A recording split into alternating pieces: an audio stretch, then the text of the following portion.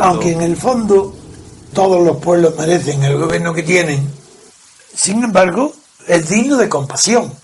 No produce ninguna alegría que el pueblo padezca sus continuos errores, primero con la dictadura, aceptando una dictadura de Franco durante tantos años, ahora aceptando una monarquía impuesta por Franco y diciendo todas las clases intelectuales la monarquía que nos hemos dado y haciendo la monarquía como si fuera normal, una monarquía que viene contra la dinastía, con una traición al titular que era el conde de Barcelona. Y esto se considera normal, pero es que no hay nadie que tenga conciencia de decir, yo no puedo apoyar este sistema que viene de una trampa, de una mentira y otra y otra y otra. ¿Y qué? Luego, ¿qué pasa? El consenso. Pero ya se ha visto que si eso es un disparate, como un consenso, una constitución por consenso, eso no existe. Porque las reglas de juego siempre las impone el que las inventa o la mayoría que acepta esas reglas de juego. Pero todo, consenso para reglas de juego, eso no existe. Ya claro, una vez que el juego existe, claro que puede haber consenso de los poderosos para ponerse todos de acuerdo en la misma jugada. Eso es lo que pasa en España. Hay consenso en que no en el juego, sino en la forma de jugar, mintiendo y corrompiendo. Hay corrupción, ¿por qué? Porque hay consenso en la corrupción. A eso quiero decir.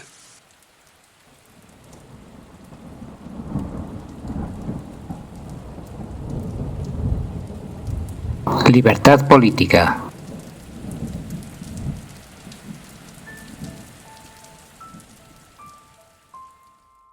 El consenso.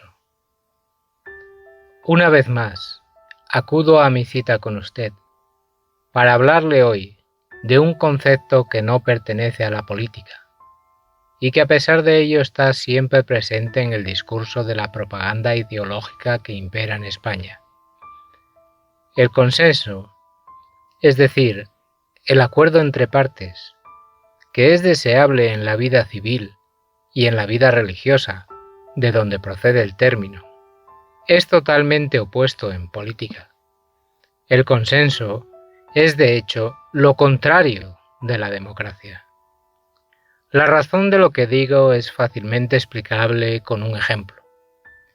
Si un partido político que defiende una ideología, digamos, de izquierdas, habla de consenso con un partido de ideología de derechas, es claro que los votantes de ambos partidos están siendo traicionados. Esos votantes esperaban que el partido de su elección llevase a cabo los proyectos de los que hablaba en su discurso. ¿Cuál es entonces el motivo de ese consenso? Queda claro que no es ideológico, ni es tampoco la representación de los votantes, sino algo más lógico en la política, que no es otra cosa que la lucha por el poder. Se reparte entre los que acuerdan ese consenso el poder y las prebendas, en detrimento de los intereses de los votantes. En una verdadera democracia, en la que el elector tiene la capacidad de elegir y de poner a los gobernantes, el consenso es inaceptable y sería visto como un escándalo.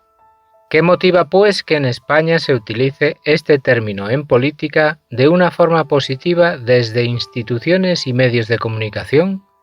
La respuesta reside en el origen mismo del régimen político iniciado en 1978, régimen que viene de un acuerdo entre los que ostentaban el poder a la muerte del dictador y la oposición, quienes llegan a un consenso para repartirse el Estado. Son estos agentes los que mediante el consenso transforman la dictadura en Estado de partidos, sin la participación de los españoles, impidiendo de esta manera la libertad política y la democracia.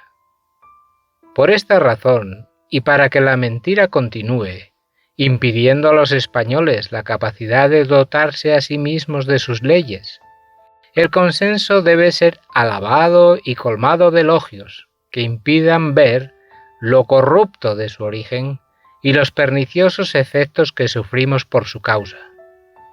En política, el consenso es igual a reparto del botín. La transición no fue la obra de los españoles, como afirma la propaganda estatal.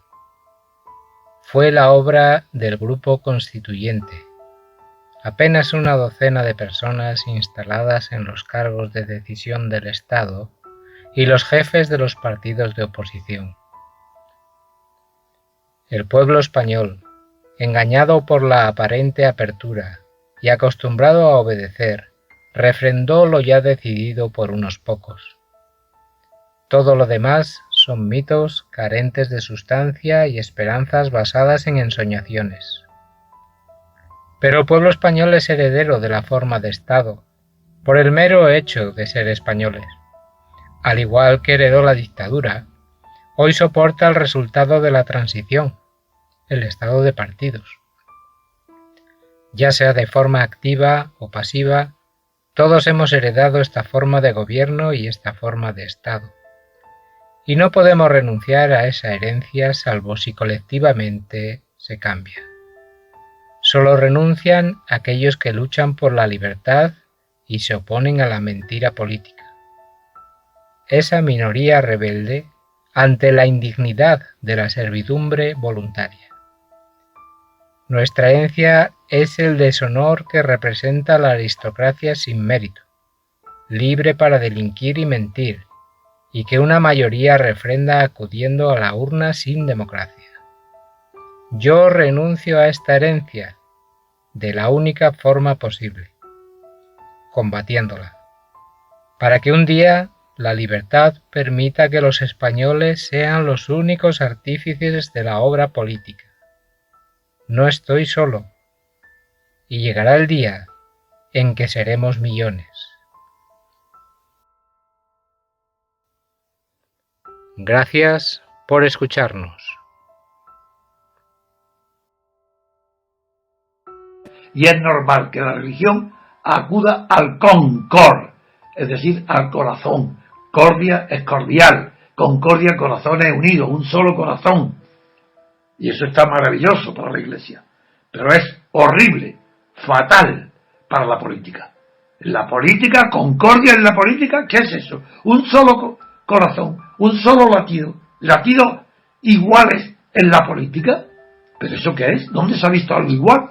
No, donde hay concordia hay una minoría, una oligarquía, un pequeño grupo de antiguos enemigos, adversarios, enemigos más que adversarios, que de repente descubren que a la muerte del dictador, que por un lado mantenía unidos a los que estaban en el poder y por otro lado mantenía unidos contra él a los que estaban en la clandestinidad, muere el dictador y claro, de repente esos enemigos se reconocen como, no como amigos, se reconocen como hermanos, se abrazan, se celebran en las calles públicas, se abren restaurantes de 5 estrellas, ahí acuden los que antes no tenían dinero ni para ir a las tabernas a tomarse un bocadillo, aparecen en los grandes restaurantes, en los grandes salones, mezclados la plebe con la aristocracia, los comunistas con los monárquicos, hay todo el mundo una sola piña y eso se llama consenso.